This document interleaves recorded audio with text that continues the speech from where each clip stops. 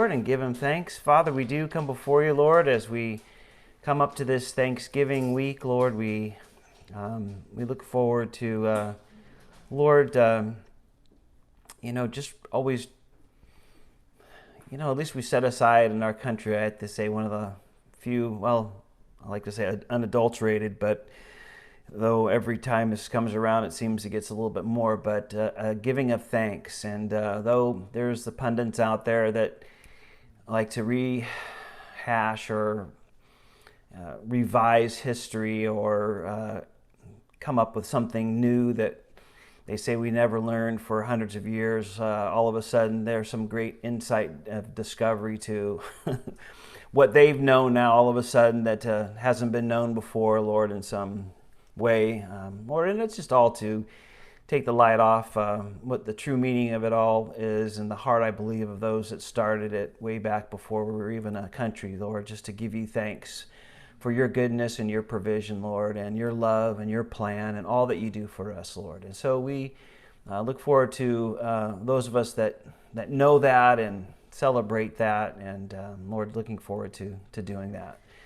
And now, Father, as we look into your word, we ask that you would just move through our presence and through our hearts and midst, Lord, for we ask this in Jesus' name. Amen. Amen. All right, we're in Luke chapter 21 this morning, and, I had this big decision to make because we've been kind of taking smaller chunks of the Gospel of Luke, which is good and fine and wonderful and all that, but it's pretty hard to take chapter 21, with the exception of the first three verses, and do it in parts and kind of miss the whole. So we're going to kind of take all of chapter 21 this morning and look at that because it deals with giving, the first few verses, and then the rest of it all has to do with really the coming of Jesus and what happens after his resurrection and heading off into heaven. And so I think to get that in one good concise picture is a good thing to do. The more, if you want to know more detail and you want to know the complete teaching, it's Matthew chapter 24 and 25. So Luke kind of does distill down that message, or it was given again, which Jesus did. He gave, I believe, that's why there's differences in some of the Gospels, and things are left out or shortened or extended in some Gospels, especially the Synoptic Gospels, the three that are the same or similar, Matthew, Mark, Luke. As I believe he gave these teachings multiple times, and it seems like this might be one of those cases, but the complete teaching of what they call the Olivet Discourse, because he gave this on the Mount of Olives according to Matthew, is in chapter 24 and 25. And so I'll leave that for your reference, and if you want to do more reading, that's a good place to do that. So we're going to look at verse 1 here, and we're going to begin with, and he looked up. Now remember, he's in Jerusalem a few days before his last few days here. He's teaching in the temple area, and then he's going to point out some things as they leave the temple area and go up to the Mount of Olives where the teaching is going to be held, or most of it. So verse 1 says, "And he looked up, and he saw the rich putting their gifts into the treasury, and he saw also a certain poor widow putting in 2 mites. And so he said, 'Truly I say to you that this poor widow has put in more than all. For all these out of their abundance have they put in offerings for God, but she out of her poverty put all the livelihood that she had.'" Now, Mark gives us a little bit more detail in there that Jesus purposely parked his disciples in front of the place at the temple where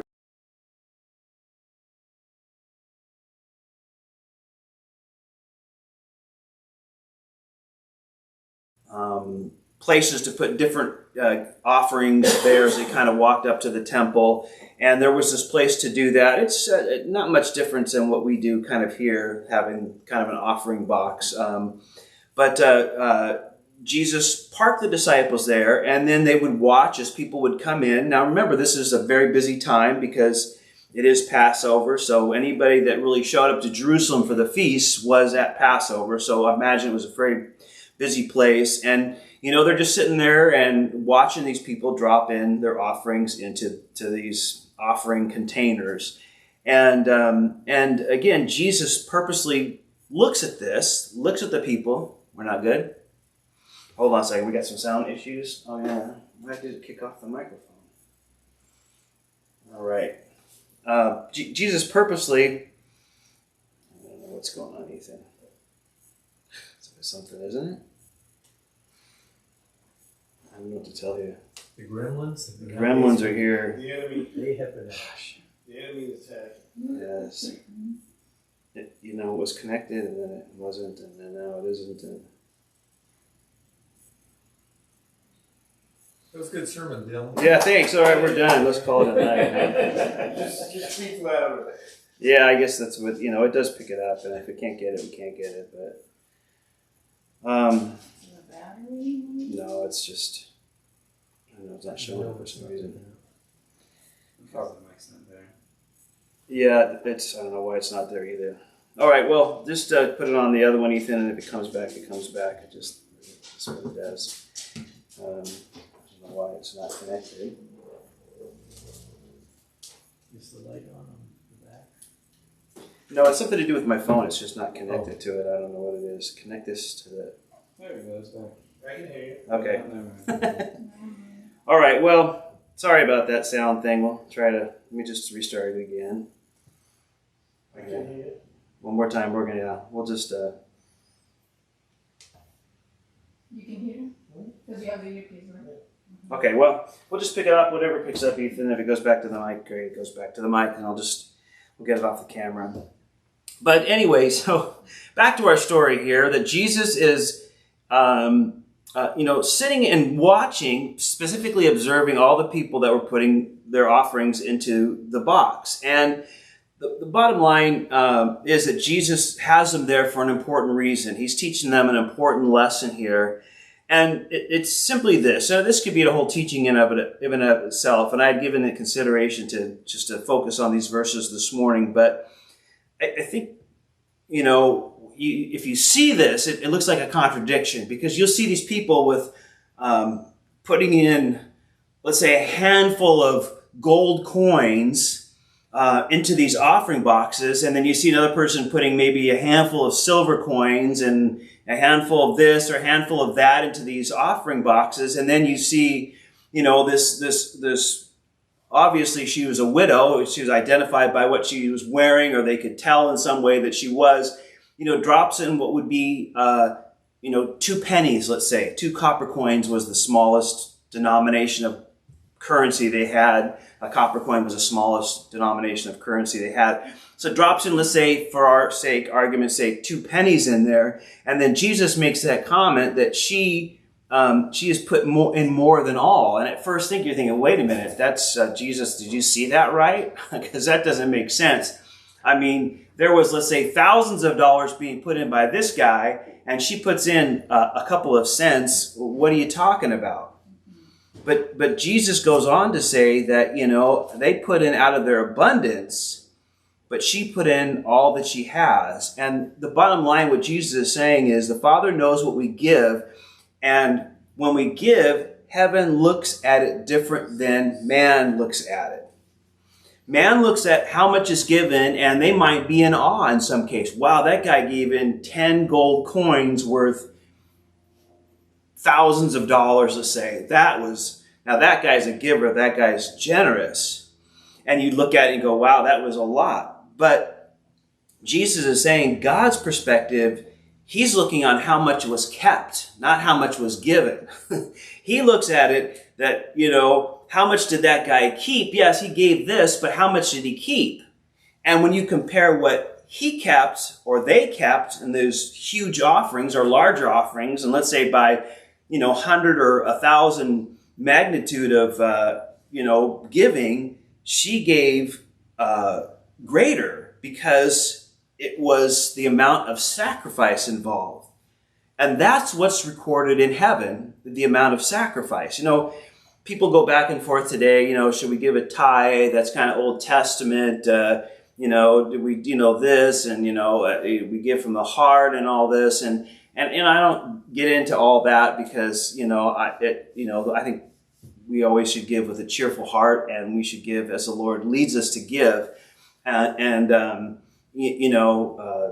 For some, 10% isn't significant. That's just kind of a little extra for them, like maybe some of these people, and some it should be a lot more, some it should be a lot less. And it just, again, God looks at it for how much of a sacrifice it is. For this woman, it was like your grandmother giving all her Social Security check, to the church. She lives on a Social Security check. Let's say I'm just picking up, your grandmother or whatever, somebody older that, lives on Social Security. They get their Social Security check once a month and they just sign it over and, drop it in the offering box or whatever. Well, wait a minute. That's what, Granny lives on the whole month. And, that would be a huge sacrifice. And that's what's recorded in heaven. It's just, it's just not, it's what a person keeps, and what the sacrifice it is, that's what's recorded in heaven. And, Jesus is pointing that out to the believers here, to the disciples, I should say. And again, somebody might look and say, well, what can 2 pennies really do in comparison to what all those others were given? That really a small amount isn't anything significant. And yet, I believe she is recorded in all history as one of the biggest givers ever, because we're still talking about it to this day. It's in the Gospels and it is talked about, and she might be one of the biggest givers ever given, even though the amount was insignificant, but it was a huge sacrifice. She didn't have much. That could have been, in that day, a widow, again, was at the mercy of whether she had a family that could support her. And if she didn't have that family support, she was pretty much all on her own, and getting a job that paid anything significant would be very difficult. That very well could have been, what she made that week, or I can speculate from then, but the bottom line was it was the amount of the sacrifice. And that's really what the Lord is looking at. And again, you don't think that's a significant amount, but God says it's not about the amount, it's the amount of sacrifice that a person does and gives in all of this. And so that's the important thing that Jesus wanted the believers and the disciples to he gives sacrificially. That's the heart he has for his children as well. And so Jesus is sitting there teaching these disciples that important lesson. And then, as that lesson is being taught, and it seems they got up from that spot from end of verse 4 there, then it goes on to verse 5, and it says, then as some spoke of the temple and saw it was adorned with beautiful stones and donations, he said, "These things which you see, the days will come in which not one stone shall be left upon another that shall not be thrown down." So you can imagine they're walking by the temple, or they're sitting still by the temple, or getting ready to leave, and they're leaving the temple area and the temple courts. And the disciples bring up, and again, Matthew gives a kind of a fuller account, like their marvel at the stones and how beautiful it was. And the temple was beautiful. Now, remember, on Wednesday night, we're going through Ezra. And Ezra is going to start, we finished with kind of the foundation being laid, and they're going to build the temple in a number of years when Ezra comes back. That's the same temple. It's really the second temple. Although people like to call it Herod's temple as the second temple, because Herod, who ruled, in Jerusalem before Jesus was born, he's one where the wise men came to and then put all the babies to death in Bethlehem that were 2 years old and younger. That Herod, and who lived, he spent a lot of money remodeling and building and expanding the temple and put a lot into it. And the basic temple was there, but he, added a huge platform, we'll talk about it, about 40 acres, made, put a retaining wall, made it huge, built it out to the south and to the north, and then on the outside of the building added structure to it, though the temple was the same, but just to make it bigger and ornate, and, supposedly it was overlaid with gold on the outside as well, and had beautiful Jerusalem stone that was finished very finely there. And we'll look at some pictures in a little bit about that. But again, the disciples are looking at this, and you might think, well, why is this question really coming up? It seems maybe a little bit out of place. But remember, not that many days earlier, Jesus was riding into Jerusalem, what we call the Triumphal Entry, and he stops and he weeps over Jerusalem, seeing the destruction. And I can imagine that was still on the disciples' minds, thinking, the destruction is here, but yet we're looking at this temple, and it's an imposing, and again, it was very imposing and beautiful, and it was just such a huge building project. You would just think that was kind of impossible to understand. But I think, we can relate to that a little bit. It's just like I was back in the, I don't want to put a date on it, but it was the late 90s. I had to fly back to New York City with my mom because my dad was back in New York City doing some research for a book, and he had a heart attack, kind of a mild heart attack. And so, my mom and, of course, they're in their 90s now, but they were in their, 70s. And I just wanted to didn't want my mom to go back there by herself in New York City and everything. So I went back there. And, so I was in New York City then, and one of the guys that actually was in the next bed over from my dad, he was a very outgoing, gregarious Puerto Rican. You know how some of those Puerto Ricans are from New York City, Thomas, lived back in New York, but, just really outgoing and vocal, and he had a heart attack too. He was quite a bit younger, and he worked the World Trade Center on the 64th floor, as a matter of fact, he told me. I just ended up talking to him because I was there for a number of days. But, that was the last time I saw up close and personal the World Trade Centers. Now, if somebody were to tell you in 2000 that, hey, within a year, these huge towers, and again, if you saw them, of course, you probably saw them on almost every movie pre-2001 or September of 2001, they were in any skyline shot of New York City, you saw these huge World Trade Centers. I mean, they had their own subway stop. They were huge, and you guys know all that. But and I'm just saying this just to help us kind of maybe picture this, because if you were back in those days, or if you were me standing there and then somebody saying, in a couple of years, these things they're not going to even be around, you'd think, well, that's just crazy, right? These, the world's biggest towers for a long time, and how many offices were in there. It's just hard to understand how huge they were, unless you looked at them. And to say that, would just kind of like, what? How could that be? And in some sense, if that helps you understand maybe what the disciples were thinking when Jesus, when they, was weeping over it, and then they asked him questions. Wow, doesn't this look great? And he goes, yeah, you know what? But guess what? In a short period of time, which would be less than 40 years, 37, 38 years, it would be completely wiped out. And there would be nothing left standing. Now, so he's kind of reiterating that again, rather than, maybe changing what he said or clarifying it to them. So verse 7 is a pretty natural reaction. Well, okay, so they asked him, saying, "Teacher, but when will these things be, and what sign will there be when these things are about to take place?" So the disciples ask Jesus two questions, and Jesus is going to answer them both. Now, where it gets a little bit maybe confusing to some people when we start talking about end times, and again, this could be an easy 4 to 5 or 6 part series going on this and going through a number of verses all through Scripture. But just kind of focusing on what's in Luke, which we've been trying to do, is trying to stay in the book we're in. Jesus answers the questions, but he gives some near fulfillment of prophecies and some prophecies that are afar off. It's kind of like, if you look towards the Santa Cruz Mountains and you kind of see the mountains there, you kind of lose track of what's UC Santa Cruz and really what's Castle Rock Park and the state parks that are pretty far behind the Santa Cruz Mountains.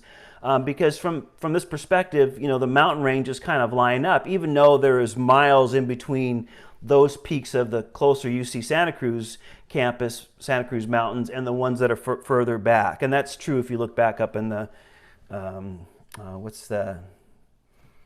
Mrs. Dillon works, Camp Koinonia, if you go up, what's that name of that? Eureka Canyon. You go up and you kind of look at those mountains, but if some of them, they look near, but they're actually those peaks that you see when you're on the other side of Morgan Hill, which Carl sees every day commuting home, right? Going down Ubis Canyon and all that. Those mountains are right there, and that's the back of them. And so the picture I'm trying to paint is that, some of these prophecies Jesus said are coming close. Some of them are going to be farther away. Some involve the Jews and some involve the church. And so, we got to understand when he's going back and forth and near and far. And of course, we have the great benefit of looking back in history to see which ones were fulfilled and which ones weren't. And we have a pretty good bird's eye view of the near and the far because of that. And what an advantage we have. So he's going to speak near, far, Jews, believers, or Christians, if you would, when he answers those questions. So when is this going to take place, and what are the signs going to look like? All right, so those are the two questions he's going to ask and then answer. So verse 8, he said, "Well, take heed that you do not be deceived, for many will come in my name, saying, 'I am he,' and the time has drawn near. Therefore, do not go after them. But when you hear of the wars and commotions, do not be terrified, for these things must come to pass first, but the end will not come immediately." So Jesus is saying, when I'm taken and I go up into heaven, there are going to be those that are going to come and they're going to talk about my coming and when I'm going to come. And, there have been since he left. And there will be who will put a date on Jesus' return or say, this is what happened, this is what's not.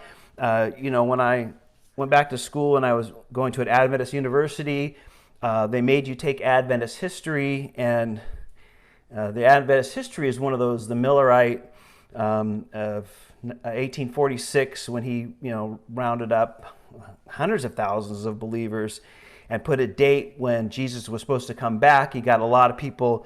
And in America, when it was a lot smaller than it is now, it was a good percentage of people. And then that didn't happen. He puts it a few years later, and then, people got disillusioned. And then Ellen White rose up from the ranks and made it another spin on it, and we get the Seventh-day Adventist Church out of that. But, he was one of them, and that was one of the points that put a couple of dates on there. Of course, right after Jesus left, there was a number of them, and you can go throughout the centuries and people that have done that.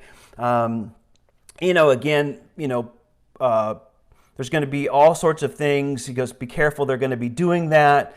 There are those that will spread fear as well, right? They'll hear wars and commotions, don't be terrified.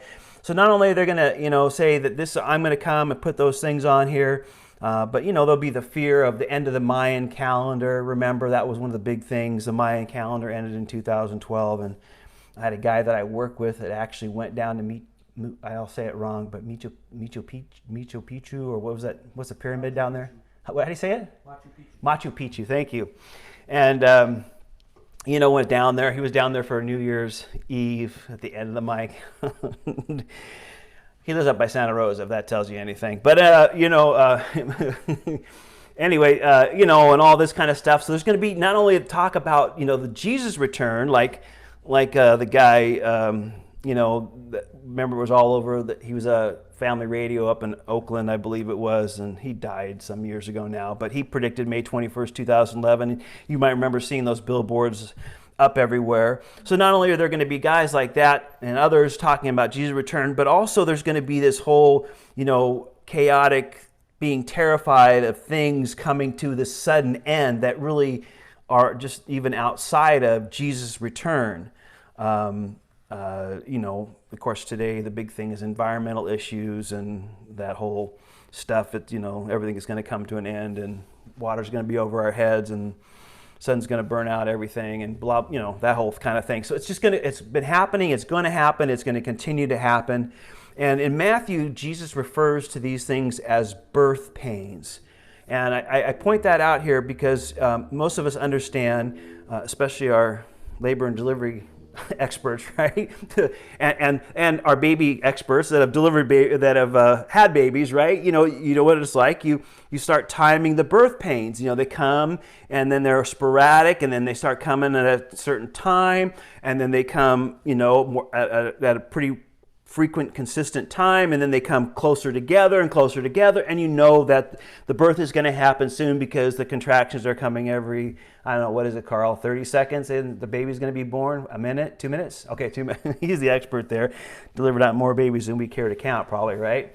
So, about 2 minutes, then that means the baby's coming. And so he describes it that way. You're going to have some pains here, Braxton Hickson, was that what they call them? Yeah, pains, and then, then all of a sudden they'll be more consistent, then they'll be timed apart, then they'll get closer in time, and then soon the delivery. So that's the analogy that he gives us. And so that's what it's going to be like. And notice in verse 10, the first word is then. Okay, so he's changing now. Then he said to them, so he's talking about it overall. Then he said, nation will rise against nation and kingdom against kingdom. And there will be great earthquakes in various places, and famines and pestilence, and there will be fearful signs and great signs from heaven. So you're going to have all these, other things going on that we just talked about, and then, there's going to be more signs as things get closer. Again, in the 20th century, until the 20th century, we never had world wars where most of the populated world, let's put it that way, okay, because, there's plenty of places that's not populated, were involved in wars. So 2 world wars at last century, the 20th century, we had 2.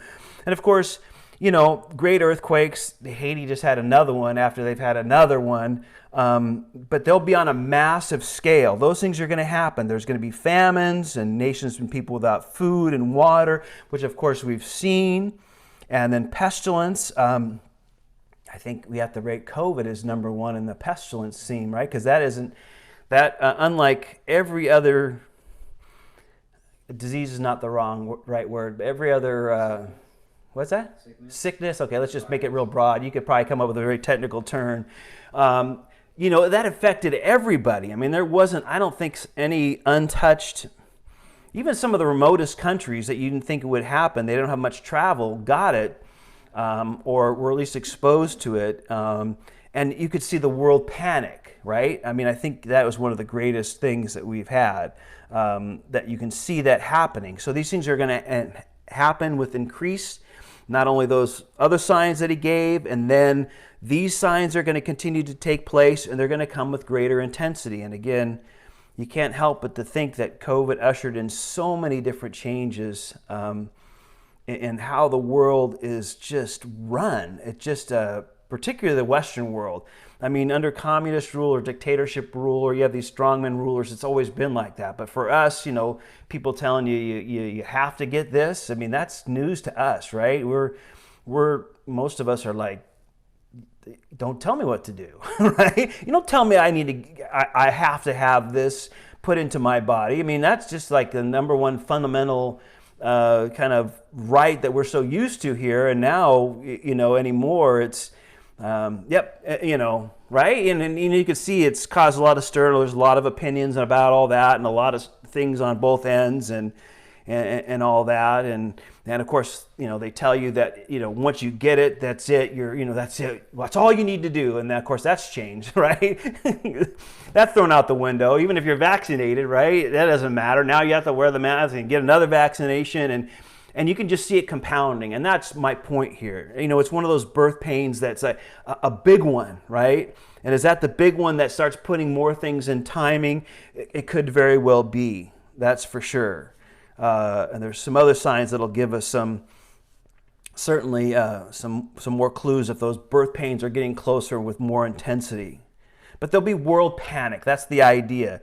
And even in the skies, the cosmos, things are going to happen wild and weirdly. And who knows? The Earth is going to start doing wild things. And meteors in the sky. I don't know, when they put that new telescope up that's supposed to replace the Hubble, what will we see? And NASA, I think next year, is going to try to crash a satellite into an asteroid in case we have a near asteroid event, and they can see if that's going to work, and push it off course. And that's planned for I think early next year or something like that. But there's going to be all these signs, and there's going to be a lot of fear. You can't help but to think there's a lot of fear going on in the world today over so many things, whether it's rising tides and fires, forest fires, and extreme weather, and this and that, and all that. Again, just building up. This building up, like a woman giving birth. The pains are coming, and they're coming more, then they're coming more frequently, and they're more intense, and more of them. And that's the growth of this, and that's what Jesus is saying. Verse 12 says, now he takes a step back. Notice it says, but before all these things, or going back, let's take a step back here. Before all these things start escalating and getting greater intensity and moving closer and closer, all those things start going up that way, it says they will lay their hands on you and persecute you and deliver you up to the synagogues and prisons, and you will be brought before kings and rulers for my name's sake. But it will turn out for you as an occasion for testimony.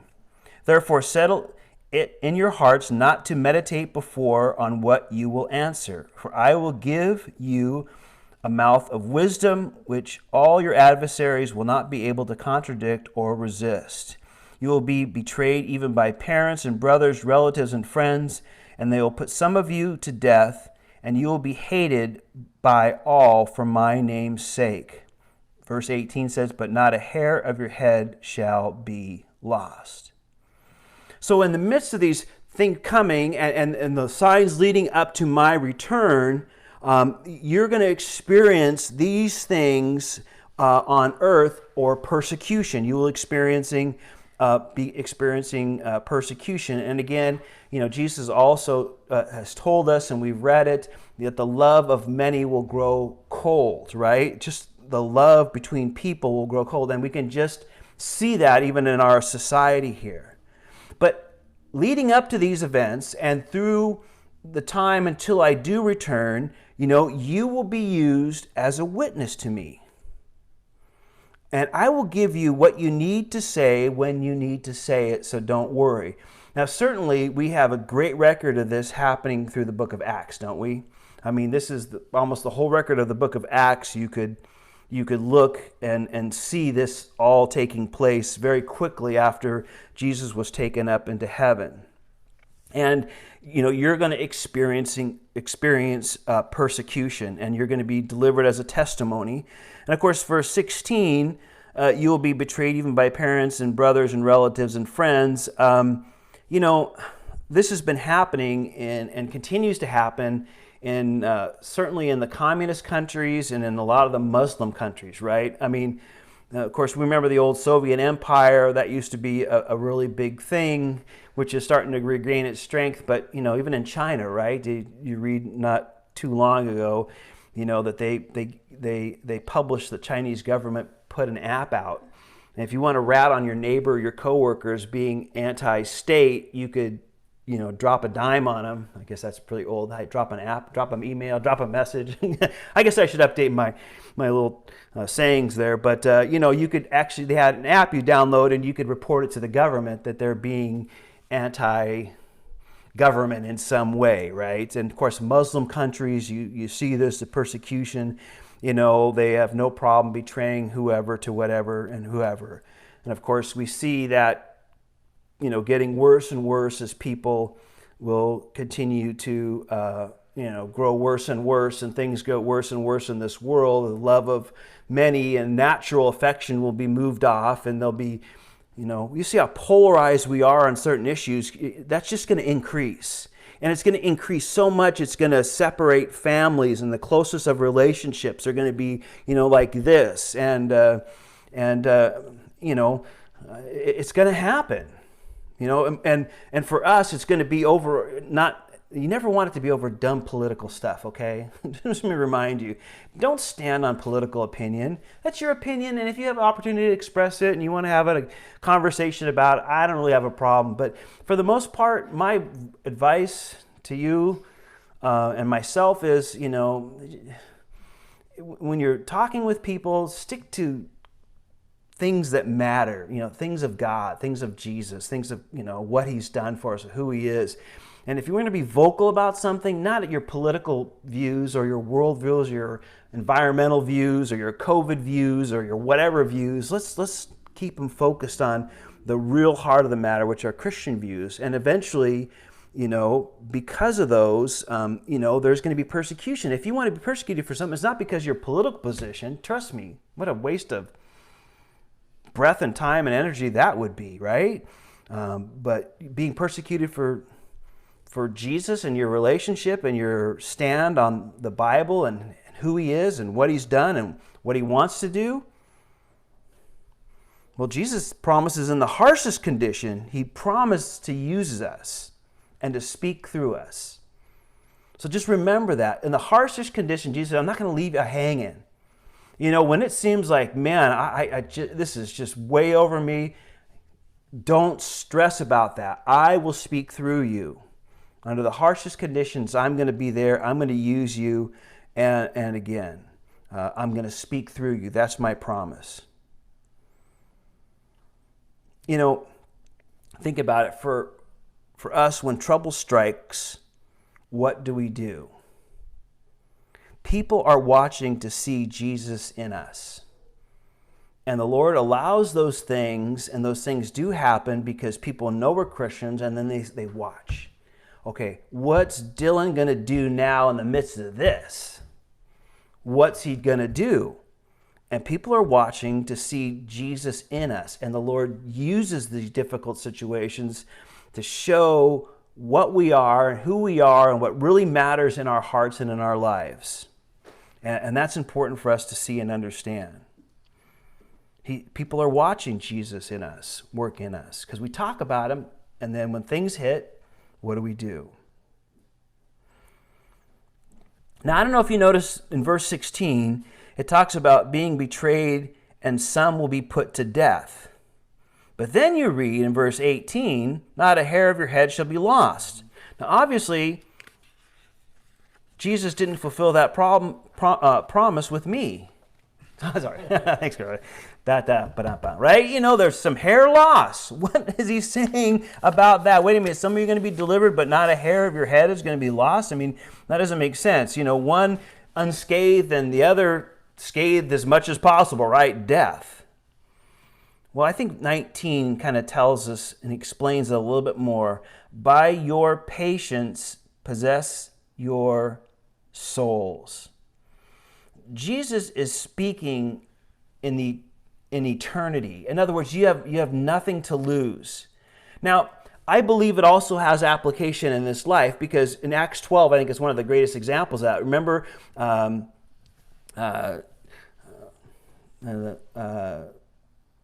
of the Herods, and his name just went out of my head, in Acts chapter 12, locks up James, the brother of John, and he locks up Peter.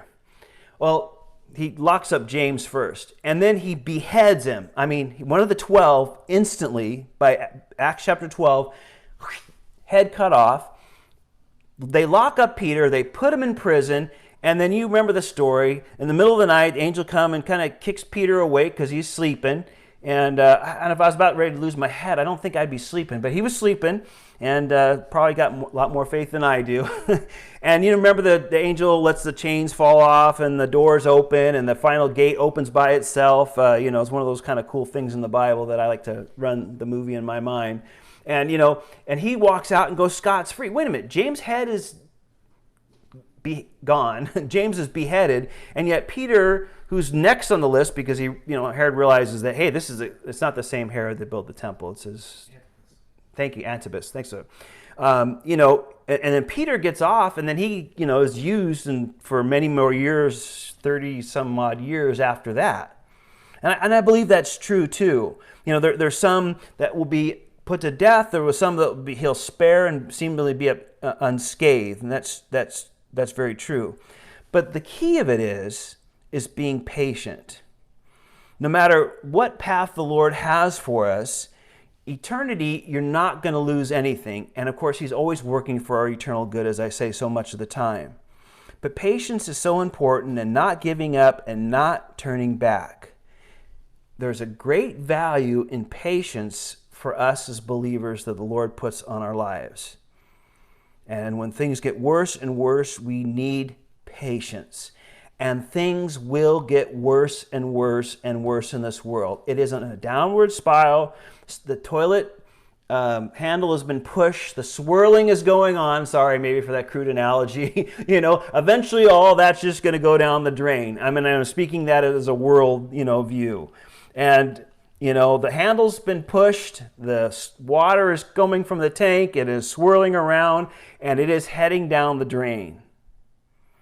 And through all that, we need patience, which is why he develops patience in us today. Through all these trials and struggles and tribulations and things that come our way, is that he's developing in us patience today that as things get worse, that will benefit us as times and things grow worse. He's developed patience, and we've learned patience, and we learn not to give up or turn back and continue to be faithful as things are swirling around and getting closer to the bottom of the drain there. And so he develops patience in us now, because patience is certainly what we're going to need as time goes on, as it gets closer to his return. Or in our case with the church, closer to our being raptured or taken out of here. So verse 20, now so we're going back, so we're changing again here. When you see Jerusalem surrounded by armies, then know that the desolation is near.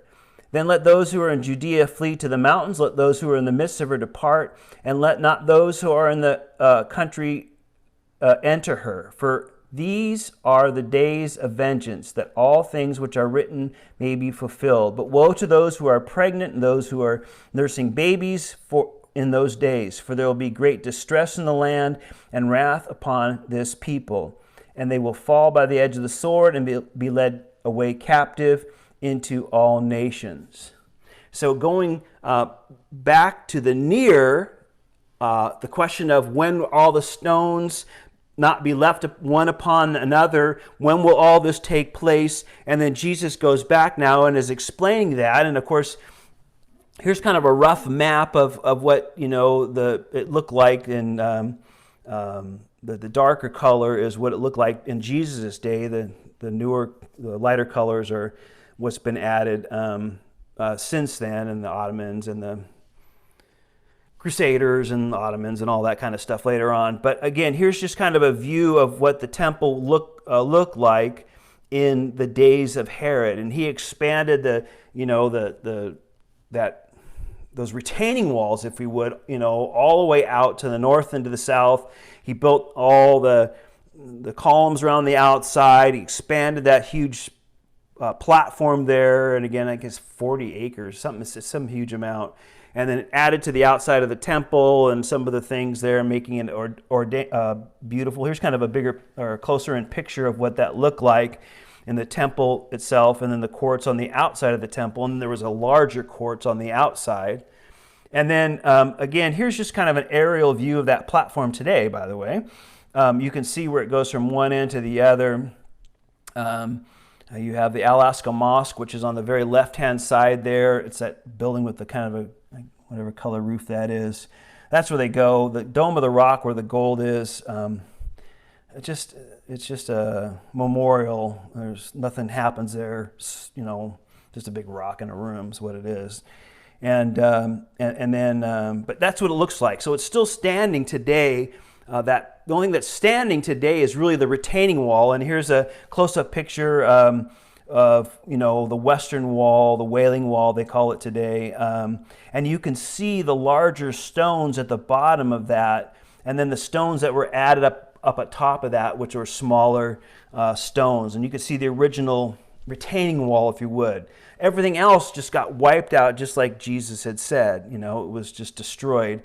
And the Romans carried it away. There's an arch in Rome. You can see today that the frescoes on the inside of it picture them carrying away the Jews and treasures from the temple, and Titus going into Jerusalem with like 8 horses on a chariot, and it's the Ark of Titus, still in Rome today.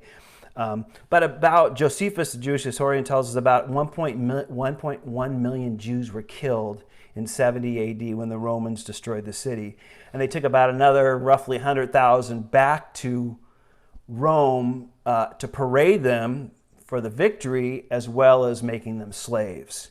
So, what we just read became pretty clear. And of course, church history, it's not in the Bible, does tell us that the believers at the time left Jerusalem when the Roman army was coming. They took Jesus' word and they got out of there, and just the Jews were left. And of course, coming that, like I said, we have that near view, which is when all these things going to happen, everything going to be destroyed. Okay, when you see that Jerusalem surrounded by the armies, which would happen again 37-ish years later after Jesus said this, and it was destroyed, and they were let off, most of them killed, and then there were some taken away by slaves as captives, as verse 24 said. Okay, now you notice I stopped at the end of verse 20, or in the middle of verse 24, because there's that great word "and." So if I was writing the divisions of the verses, I would have put verse 25 starting here, okay? But nobody asked me. And nobody will ever ask me, okay? And, my opinion is not even worth a thimbleful of information. But Jesus changes something in the middle of 24. And if you like to mark that in your Bible and put a little denotation or circle the word "and" or underline it or put a line, because this is a whole completely different thought here. And so they're going to be let off captive. Everything's going to be destroyed. They're going to be killed by the sword, and some are going to be let off captive, which we know all happened.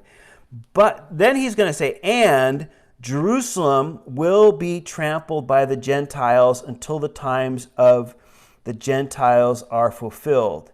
And then verse 25 is, and there will be signs in the sun, in the moon, and the stars, and on earth, distress of nations with perplexity, the sea and the waves roaring, and men's heart failing them from fear and expectation of those things which are coming on the earth. For the powers of the heavens will be shaken. Then they will see the Son of Man coming in a cloud with power and great glory. Now, when you see these things begin to happen, look up and lift your heads, because your redemption draws near. So there's this break in verse 24, and going into the far now. Here's the near fulfillment. Then here's the far fulfillment, because Jerusalem's going to be wiped out. And it's going to be wiped out and stay wiped out until the time of the Gentiles are fulfilled. Now that's always the big question. What is the time of the Gentiles being fulfilled? Well, some people look and say, well, Israel was made a nation miraculously in so many cases in 1948. And people look to that date and say, wow, it's not being trampled by the Gentiles. Okay, I could see that. But for me, what's really the heart of God's plan, and the heart and the center, or his timepiece, if you would, is the nation. But you have, just like on a watch, and I'm really going back because nobody has watches but me, and maybe Carl, you have a watch, or Tom, you use a watch too? No? You got out of the watches? I love watches still. But anyway, you got the hour hand, you got the minute hand, you got the second hand, right? Or in your digital clocks, right? Or whatever, right? And if you would, you look at Jerusalem as a whole, yes, it's part of prophecy, and looking at the nation as a whole is important.